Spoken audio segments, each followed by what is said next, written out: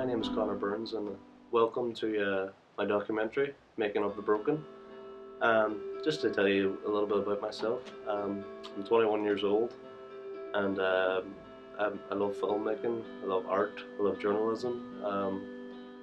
I've always wanted to do filmmaking since a young age, since about the age of 9. Always loved films, I've always been obsessed with writing films, and I've really wanted to become a film director.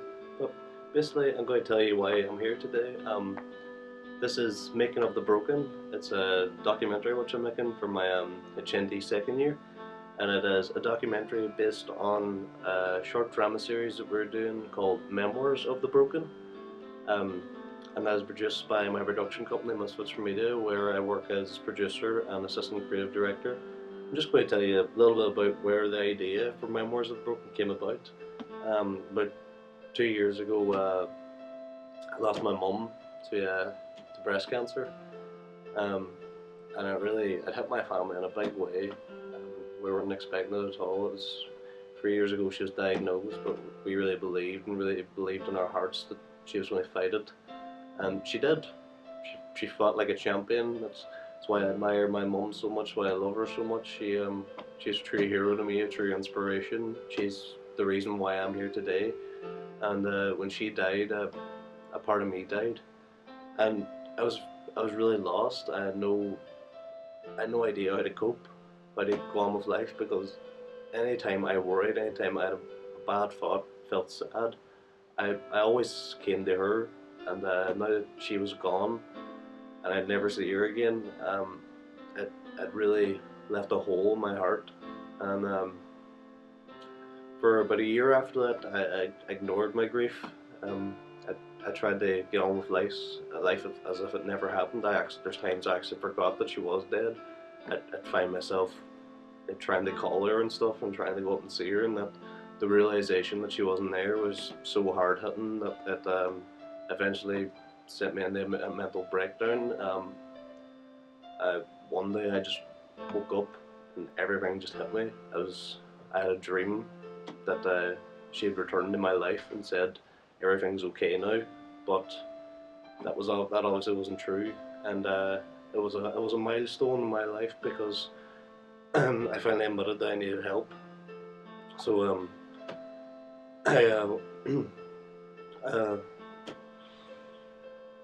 I went to see a grief counsellor, and I wasn't really sure about that, because I didn't like talking about my grief to my family, let alone a stranger.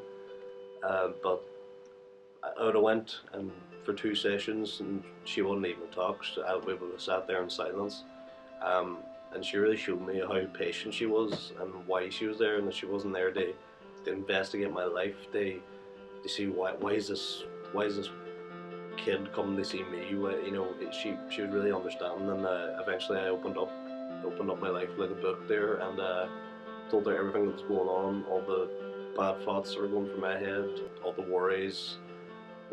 Even no one else knows this, but I was considering suicide, because it's such a hard impact on my life. And I know the people around me, my mum would be like screaming at me right now. It's like, don't do this, but I couldn't help how I felt at the time, and I'm so glad that I had that breakthrough, because if I didn't, I'd be still ignoring it today. And without a lot of the friends that I've made now, I've made a lot of new friends in the past year, and without them and my family supporting me, it's safe to say I wouldn't be here anymore.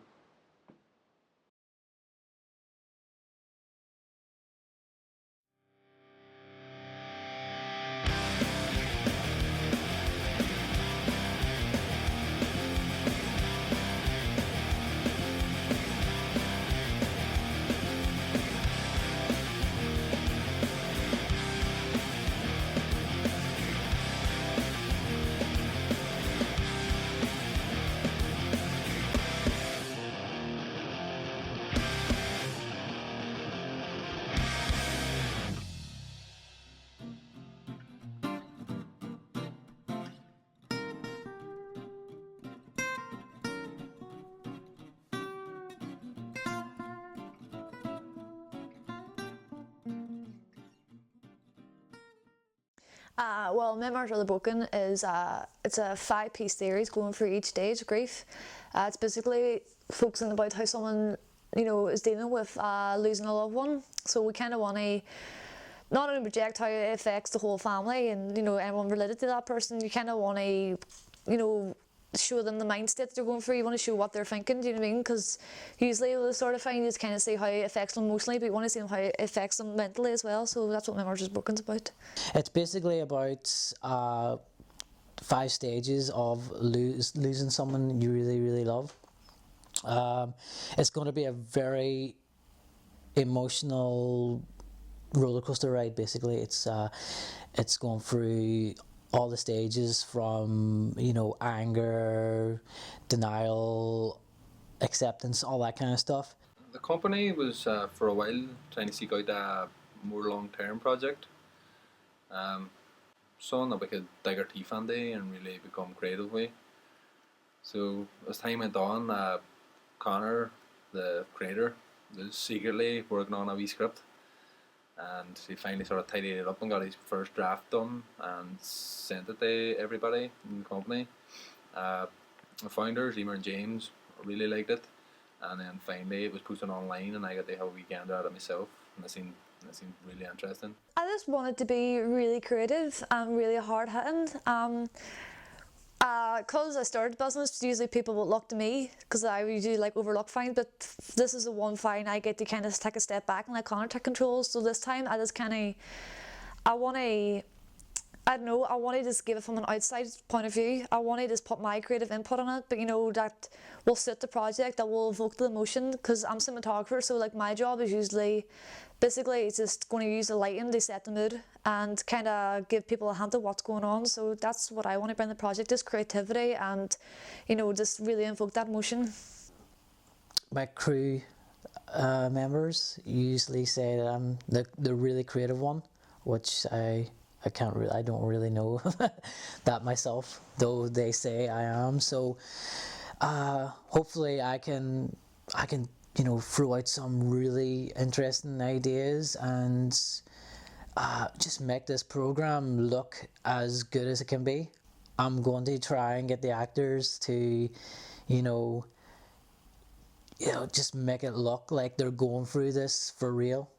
I won't be happy if someone is only giving it 90%. I want 100%. I want them on the screen, like it's really happening to them. Just to to give off how how people deal with loss. We need someone who can stand in front of us, audition, and make it believable, and that's what we're really looking for. We've had a lot like that so far. We've had a lot of people who are just really emotional, but it's just finding the right people now to fit the roles perfectly, that is believable, natural. And you can see some people in their eyes, if they've gone through that loss, they've gone through someone really close to them. So we just have to find someone who has experienced that so they can portray it properly on screen. The story was really heartfelt and in-depth. It was written from personal experiences, so you could kind of tell that it'd be very easy to get that message across, and a lot of people would understand it for the reason that it came from somebody's own feelings, so they can kind of sympathise along with the story and the plot. Some of these people haven't experienced loss. Well, they probably experienced loss, but not someone really, really, really close to them. And then there's people who have, and watching over the audition tapes, I can tell automatically who has experienced this, and who hasn't. But it's just interesting to see how people portray, how they think they would deal with it, and yeah, it's really interesting. Listen, you don't ever have to worry about being alone. I'm not like the others. I'm here until the end. Because I love and care for you. I will never understand how I felt losing her, but I knew your mum, and I know how strong she'd want you to be. Not just for you, but for everyone around you. I can't imagine the pain you're going through. But I know you. And I know you can overcome and rise above.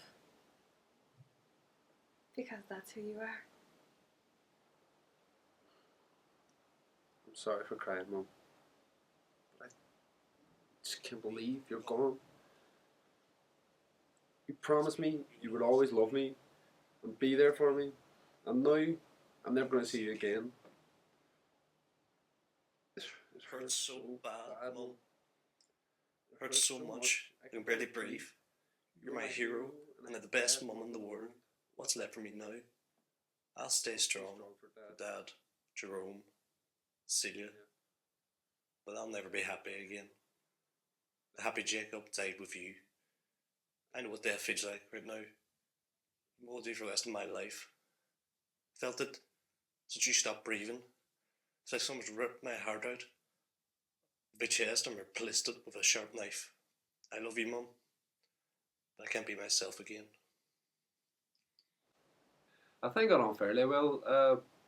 I did have a good few 10 minutes beforehand to kind of go over the script. Well, I was given more time to go over the script, but I didn't get a chance until kind of the last minute. But it was fairly relaxed. It was just one person sitting as we went through it. It was Connor, and you had plenty of time maybe to go over it and stuff, plenty of opportunities to try and develop the character that I was trying to get the part for. But there was two separate monologues which kind of helped show as much different emotion as possible. They try and portray the character as deeper and as best as possible. The audition itself was a last minute thing, but I did it because I actually quite like acting. I used to run about my house and do it. So I decided it could be an experience. I may as well go for it. Everybody's going through times in their life, and they can kind of draw from them situations that they've been in and try and show how they try and portray from their own emotions how that would feel for somebody else, both in reflection of the character and just reflecting upon the audience. And I think we could capture that fairly well. I'd be so happy to play this role because the character herself is a complex character full of emotions that I myself have lived through. So I don't feel I would be looking to play this part, looking for some inspiration. I've lived through so many different scenarios that I could draw on myself. I've been the lowest of the low and the highest of the high and everything in between. So I believe I could take this vision that someone has created and bring her to life the way she should be. I myself know what it's like to be in a bad place, and I have gotten through it. And reading that script, it kind of reminded me that I too could be strong and get through it. So really, I have my emotion to bring to it, and emotion is a beautiful thing, and this is a beautiful piece, so it should get what it deserves. From the backstory of it, you could tell that there were parts from it, but you can't really. It's hard to sort of see the same person that you would know in that at that time. In that time, they're almost a different person. There are things they're going through and what stage their life is at then. It's hard to kind of pick out one person in a different situation and sort of picture them in that place at that time. It's the same probably goes for everybody. But a little bit you could maybe take away, you could maybe see about the character, but not in full depth. They do say when you write a really good story, there's a bit of you that goes into every single area. Doesn't matter if he's writing about a girl or a boy, he puts a bit of him into everyone. And that's one of the reasons I would love to do this, because it's real. It's, you know, you can tell he didn't just come up with this out of thin air. He really thought about this, and I would be honoured to be part of it. I could see Connor in it. The story is, it's, again, I'm going to repeat this word, but it is beautiful, and something that beautiful has come from the heart. So it has. come from Connor? We're all really excited because this is probably the biggest project we've done so far, but it's also kind of a roller coaster because, we're excited about getting started filming and all, but then when you do auditions and see people get really emotional, it's kind of hard hitting as well. And when you actually just sit back and think about what we're actually doing, like, it's kind of emotional, it's hard hitting, do you know what I mean? And when we're all sitting about talking about it, everyone's kind of putting on their own input of their own experience. So it's emotional. It's a mixture of excitement and sadness and emotion, and it's a roller coaster. There's days cause it's an important project for us all, and because it's so close to everyone, there's days where you do get stressed out. Like even last week, Connor was just freaking out because he just want to get the project pushed on and all, and it's hard having to watch the director, because it's so close to Connor as well. So Connor's getting stressed out, he wants it all done, he wants everyone to just work together, and because we're all separated and we're all doing something really different, it's hard for us to communicate and stuff. But I think we'll get there. But there's days where it's really emotional and really stressful and frustrating, but we love the project so much that we're not going to stop no matter how frustrating it gets. Knowing Connor, he is basically stripping himself down to the bare bones and putting his heart on his sleeve, and I totally respect Connor for that. It's not easy getting over something like this and then portraying it in a film. So yeah, I have so much respect for Connor, and I'm really, really proud of him for, just having the guts and just being brave enough to put it out there and say, you know what, I went through hell, but I'm going to show people that it's okay. It will be all right. You know what I mean? You may go through hell, you'll go through the 5 stages, but at the end of it, you'll come out, you'll come out a better person. It's hard sometimes because when we first met Connor, it's this nice, happy, go-lucky guy, just bubbly, and then we find out about this really really hard thing happening in his life, and you have to have respect because he's just dropping himself there, and he's just opening himself for the world to see. And it's not easy for people to do that, for them to put their own experience on a piece of paper, and and he's going to have to go through all that process of filming and stuff, and he's just so dedicated about it, and you just have to have respect for someone like that. Connor is just a role model because he's showing people it's okay, I can get through it, so can you. I have a wonderful life now, but I'll never forget about her, I'll always love her, but it will get better. Time will heal, so you can just get past it and get on with it and stuff, but it doesn't mean you have to forget about that person, you know what I mean? It's hard at the start, but it will get better. So I think Connor putting himself online like that, it's a pretty big thing to do you know what I mean? And I'm sure it's really emotional for Connor too, but yeah, you definitely have respect for someone who's willing to do that. Yeah, you never do get over, like I said, get over a loss of someone, but you learn to deal with it, and that's what Connor's done. And I just I love the guy for it. He's, if you've ever met Connor, everybody would tell you he's just the nicest, optimistic guy I've ever met, and he's been through so much, but still, he's just one of the best guys I've ever met. So yeah, I'm so proud of him. So that's all.